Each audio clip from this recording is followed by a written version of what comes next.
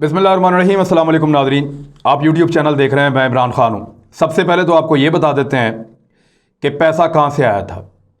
ये मैंने बड़ी मेहनत की है और बहुत सारे लोगों के ज़रिए से पता करवाया, बहुत सारे सोर्सेज को लगवाया और लगभग 2 दिन मुझे पूरे लग गए ये पता करने में कि जो सिंध के अंदर पैसा बांटा गया है और नासिर हुसैन शाह का नाम क्यों आया था, ये सारी इन्फॉर्मेशन अब इकट्ठी हुई है। अगर आप उनकी वो ऑडियो को याद करें तो उसमें एक बिल्डिंग कंट्रोल अथॉरिटी का भी जिक्र है। वहां से हमें पहला क्लू मिला था, तो हमें पता चल गया कि ये तो बिल्डिंग कंट्रोल अथॉरिटी क्या है। फिर उसके अंदर हमने ढूंढना शुरू किया तो अब सारी कहानी खुल के सामने आ गई है कि एक्चुअली हुआ क्या था। यूसुफ रजा गिलानी को जितवाना था हर हाल में, और उसके लिए सिंध में मौजूद एमपीएस सबसे अहम किरदार अदा कर सकते थे। कराची में पीटीआई के पास जो है वो 10 से ज़्यादा सीटें हैं, 14 सीटें उनको वहाँ से मिली हैं। वहाँ ख़रीदो फरोख्त कुछ आसान थी, कुछ मखसूस नशस्तों के ऊपर ख़वातीन मौजूद थीं और इंटीरियर सिंध के अंदर जीडीए को भी इस्तेमाल करने का प्लान था, लेकिन उसके लिए बहुत बड़ी अमाउंट चाहिए थी, बहुत सारा पैसा चाहिए था। पंजाब में जिन्होंने मदद करनी थी यूसुफ रज़ा गिलानी की, उनको यहीं पे मैनेज किया गया है। उनको पैसा देके, लालच देके, टिकट का लालच देके, बहुत कुछ करके मरियम ने खुद एडमिट कर लिया, खुद एतराफ़ जुर्म कर लिया कि हमने टिकट के बदले में वोट मांगा है, और यह भी एक तरह का रिश्वत है और इसके ऊपर बाकायदा नाअहली होती है। बहरहाल मरियम नवाज साहिबा ने कहा है तो उनकी नाअहली बहुत मुश्किल है, उनके ऊपर तो इलेक्शन कमीशन नोटिस भी नहीं लेता।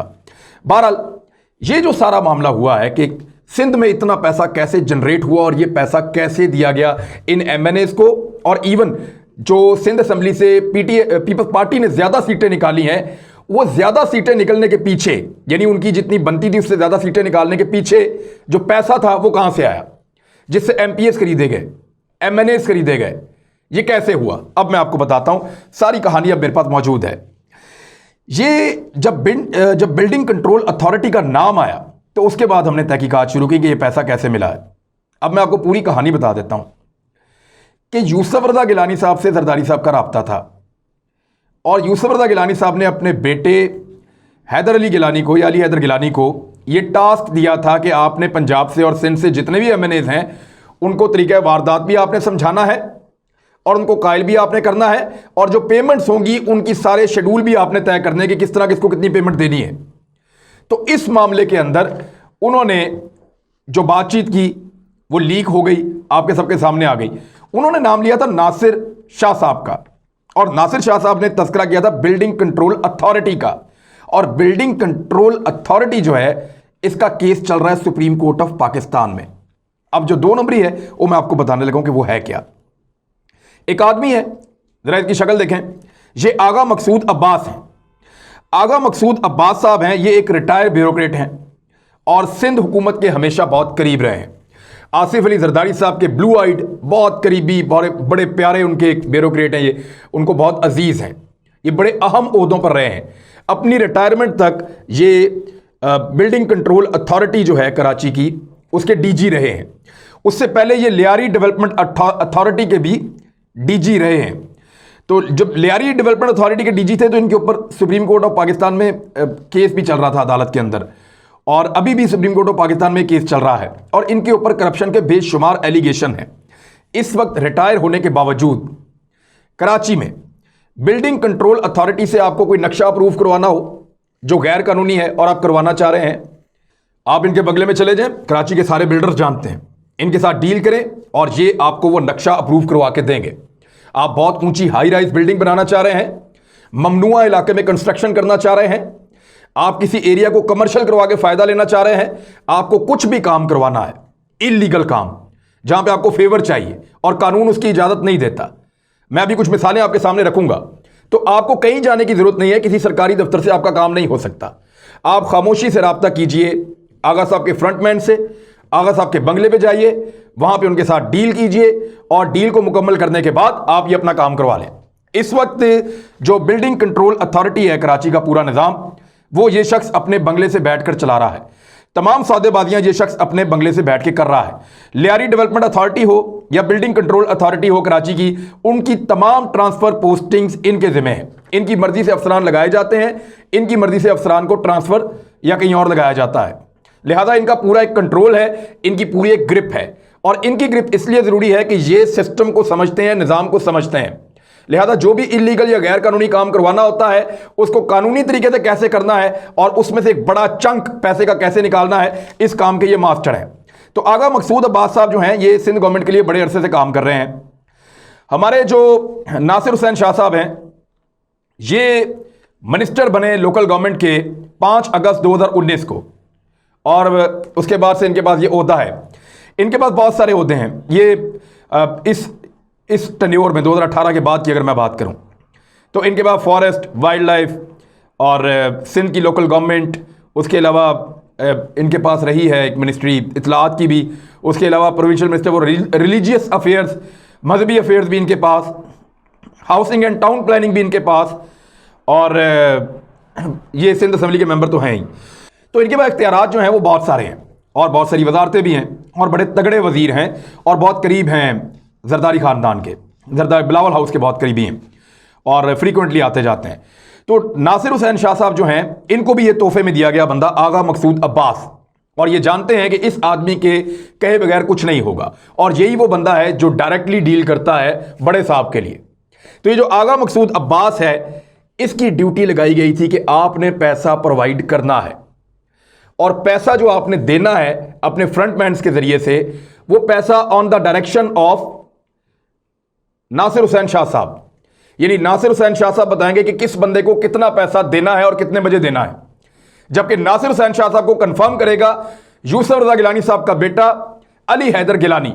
ये है वो सारा गेम। अगर आप ऑडियोज को सुने, वीडियो को सुने तो आपको यही गेम मिलता है, लेकिन इसमें एक बंदा मिसिंग है, सिर्फ एक डिपार्टमेंट का नाम है बिल्डिंग कंट्रोल अथॉरिटी, और ये बहुत पैसा बनाते हैं, ये अरबों रुपया बनाते हैं। कैसे बनाते हैं मैं कुछ मिसालें आपके सामने रखता हूं। सुप्रीम कोर्ट ऑफ पाकिस्तान ने कुछ पाबंदियां लगाई हुई हैं और कुछ इलाकों में कंस्ट्रक्शन के ऊपर तो बिल्कुल पाबंदी है। मिसाल के तौर पे ये महोटा पैलेस का इलाका, क्लिफ्टन का, जहाँ कायद मोहम्मद अली जिन्ना का घर भी है, जमशेद टाउन का इलाका है, तारिक रोड है, सदर टाउन है, और बहुत सारे ऐसे इलाके हैं जो बुनियादी तौर पे पुराना कराची है उसको किसी ना किसी तरह जिंदा रखना है। तो उसके लिए supreme court of Pakistan case सुन रही है और पाबंदी लगी हुई है। 9 मार्च को भी उसकी सुनवाई है उसी केस की दोबारा। ये करते क्या है, ये वहां पे क्योंकि बहुत कीमती और बहुत पुरानी जमीनें हैं और गुंजान आबाद इलाके हैं, वहां पे इलीगली कंस्ट्रक्शन की इजाजत देते हैं, नक्शे तब्दील करते हैं, और जिन लोगों ने नक्शे नहीं बनाए हुए कोई काम कर लिया हुआ तो उनके साथ भी लेन देन करते हैं। चाइना कटिंग वगैरह भी होती है, इस तरह की हाई राइज बिल्डिंग्स के ऊपर काम करते हैं, कमर्शलाइजेशन के ऊपर काम करते हैं, चीज़ों को कमर्शियल कर देते हैं। तो ये अरबों की गेम होती है। यानी चंद करोड़ लगा के कोई पार्टी अगर अरबों रुपया बनाना चाहती है तो आगा मकसूद अब्बास से रब्ता करे और वो आपको ये सारा रास्ता दिखा देंगे और कोई ना कोई तरीकाकार आपके लिए बना देंगे। तो आगा साहब ने बहुत बड़ी अमाउंट्स जमा की हुई हैं और उनके पास क्यू में बहुत सारे बिल्डर्स के काम पड़े हुए होते हैं। तो जैसे जैसे जरूरत पड़ती है किसी ना किसी का काम किया जाता है और वहां से पैसा निकाला जाता है। तो ये पैसा कराची के उन माफियाज ने दिया है, जो लैंड माफियाज हैं, जो बिल्डर्स माफियाज हैं, जो बहुत हाई राइज बिल्डिंग्स बनाते हैं, जो कराची के नक्शे को तबाह कर रहे हैं, जो कराची में कमर्शलाइजेशन की अजीबोगरीब एक पॉलिसी लेकर आए हैं और उस शहर को एक अजीब कंक्रीट के जंगल में कन्वर्ट कर दिया गया है, बदल दिया गया है। तो कराची के साथ बड़ी सख्त ज्यादती करके यह पैसा इकट्ठा किया गया और बहुत सारे लोगों के काम गुज़िश्ता चंद दिनों में हुए हैं और आने वाले दिनों में उनका पोल खुलेगा। यह है वो मनी ट्रेल जो मैं आपको दे रहा हूं कि वो पैसा कहां से आया जो सिंध में और कराची के अंदर एमएनएस में और एमपीएस में तकसीम किया गया, और खास तौर पे यूसुफ रजा गिलानी साहब को वोट करने वाले एमएनएस को जो पैसा दिया गया वो पैसा यहां से इस तरीके से जनरेट हुआ था। तो नासिर हुसैन शाह साहब, आगा मकसूद अब्बास, बिलावल हाउस और उसके मकीन, और इसके अलावा ये यूसुफ रजा गिलानी साहब का बेटा, ये वो पूरा नेक्सेस है जिन्होंने पैसा इकट्ठा किया और पैसा इकट्ठा करके ऐसे दिया। अब जिसने इंक्वायरी करनी है कर ले। सुप्रीम कोर्ट ऑफ पाकिस्तान ने नोटिस लेना है, ले ले नोटिस, इंक्वायरी करवाएं। एफआईओ को चाहिए इंक्वायरी करे। मैंने ये सोर्सेज से खबर दी है और ये खबर जो है वो मुझे बड़े अंदर के लोगों ने बताई है, लेकिन इसके सबूत ऐसे नहीं होंगे। इसके सबूत ये हैं कि आप चेक करवाएं कि इन्होंने पिछले चंद दिनों में कौन कौन से गैर कानूनी और गलत काम किए और आने वाले दिनों में कौन कौन से गैर कानूनी और गलत काम करने वाले हैं। डिपार्टमेंट का सारा रिकॉर्ड मंगवाएं और सील करें और उसको चेक करें, हर चीज आपके सामने आ जाएगी। मैं आपको एक मिसाल देता हूं। यहां पे एक रॉयल गार्डन, रॉयल पार्क एक बन रहा था अलादीन पार्क की जमीन पे। अलादीन पार्क एक सरकारी पार्क है, उसकी जमीन को कमर्शियल करके रियाज नामी एक बिल्डर को दे दी और वो वहां पे रॉयल पार्क का प्रोजेक्ट जो है उसको ताबीर कर रहा था। गुज़िश्ता साल उसने, 1 साल पहले उसने खुदकुशी भी कर ली है, क्योंकि इन्होंने उससे बहुत सारा पैसा ले लिया था। उसने अपना सारा कुछ यहाँ पे लगा दिया था। सुप्रीम कोर्ट ऑफ पाकिस्तान में केस हुआ, उन्होंने उड़ा के मारा कि ये तो पब्लिक पार्क है, और वो जो पब्लिक पार्क है वो बहाल हो रहा था। इस शख्स ने, ये बहुत दबाव में आया। बहरहाल इस शख्स ने खुदकुशी कर ली थी, और उसके बाद अब ये प्रोजेक्ट जो है इसको खत्म कर दिया गया है। लेकिन ये 2 नंबरी भी इन्हीं लोगों ने की थी, और इसके भी इन्होंने करोड़ों रुपए बनाए थे। तो हर केस के करोड़ों अरबों ये बनाते हैं, और वही पैसा इन 2 नंबर कामों के लिए इस्तेमाल करते हैं, अपने MNS की जीतने के लिए, MPS के जीतने के लिए, सेनेटर्स के जीतने के लिए, सियासी निज़ाम पे अपनी गिरफ्त रखने के लिए। क्योंकि अगर गिरफ्त होगी, हुकूमत होगी, तो तभी 2 नंबरी कर पाएंगे, और ट्रांसफ़र, पोस्टिंग निज़ाम सारा का सारा इनके काबू में और इनके कंट्रोल में रहेगा। अब इमरान खान साहब ने इसी बुनियाद पे कहा कि मुझे पता है मेरे 16 बंदों ने पैसे पकड़ के वो बिके हैं। लेकिन उन्होंने एक बहुत बोल्ड बात की है, वो मैं आपके सामने रख देता हूं। प्राइम मिनिस्टर ऑफ पाकिस्तान ने क्या कहा, एग्जैक्टली ये जुमला है जो रिपोर्ट हुआ है, मैं आपको बता देता हूं। उन्होंने कहा कि सीधी बात करता हूं, हमारे 16 अरकान ने पैसे लिए और खुद को बेचा।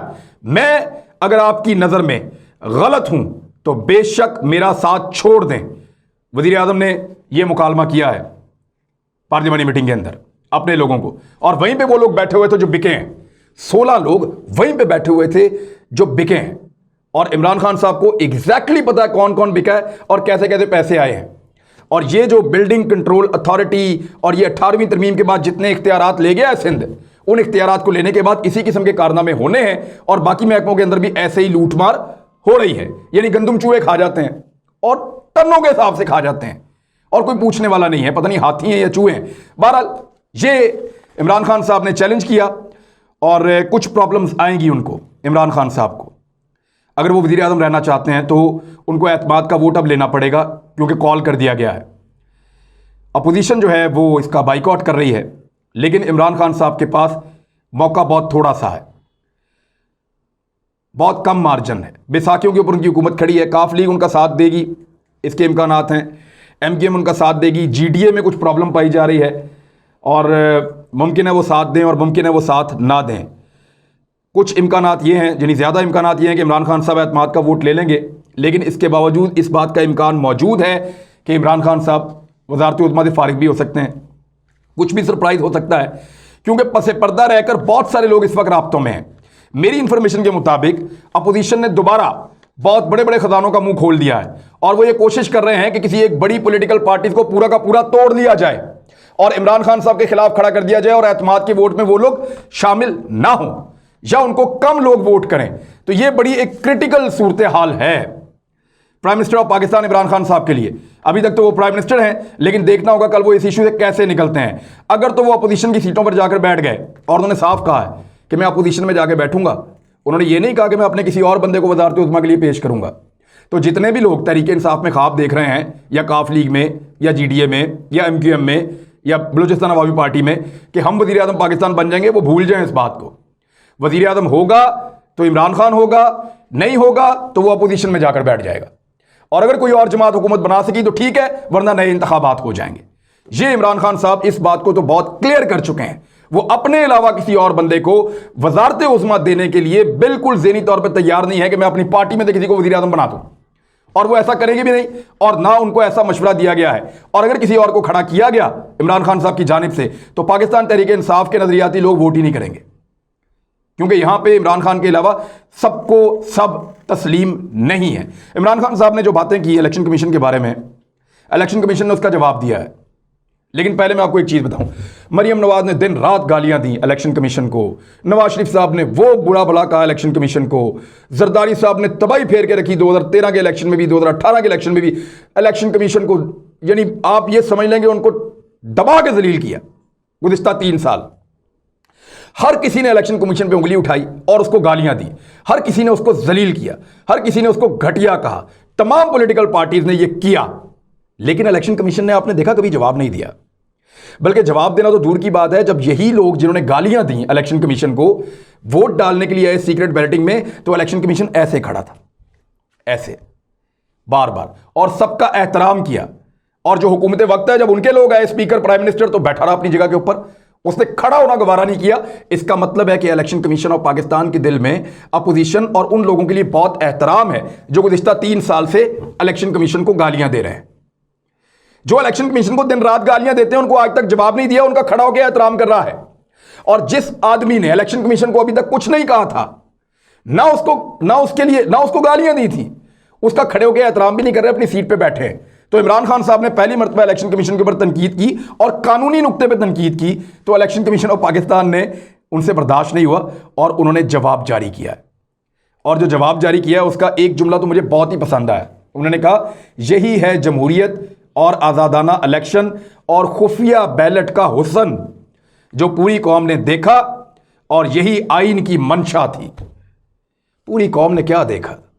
वो पूरी कौम ने मुंह काला होता हुआ देखा, वो पूरी कौम ने जिल्लत और रसवाई देखी, पूरी कौम ने ज़मीर बिकते हुए देखे, पूरी कौम ने अपने सर पे जूते पड़ते हुए देखे, पूरी कौम ने नहीं, पूरी दुनिया में देखा कि आपके यहाँ पे सियासतदान अपने आप को कैसे बेचते हैं और इस सिस्टम का कैसे फ़ायदा उठाते हैं।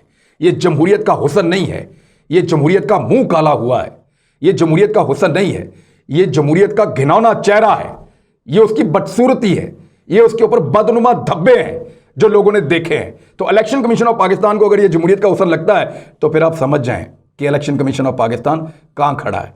मैंने आपसे पहले कहा था, मैं आपको फिर कह रहा हूं, एक एलियन है जो बाहर से आया, इस सिस्टम का हिस्सा नहीं है, वो इस सिस्टम का नहीं है, वो इस सिस्टम से बगावत कर रहा है, वो इस सिस्टम से लड़ रहा है। उसकी अपनी पार्टी के अंदर, उसके अपने इदारों के अंदर, उसके अपने लोगों के अंदर, इवन उसके अपने घर के अंदर और उसकी अपोजिशन में, इस मुल्क में हर तबका, हर शख्स उसको हटाने पर लगा है। एक यूथ है उसका साथ देती है, अवाम की एक बहुत बड़ी तादाद है जो उससे उम्मीद लगाकर बैठी है, लेकिन निज़ाम से जुड़ा हुआ और निज़ाम से वाबस्ता हर शख्स उसको धक्का देने पर लगा हुआ है। और उसका एक और सबूत आपके सो कॉल्ड गैर जानिबदार इदारे इलेक्शन कमीशन ने दे दिया है। कुछ तस्वीर में भी आ गया था और ये प्रेस रिलीज भी आ गई है।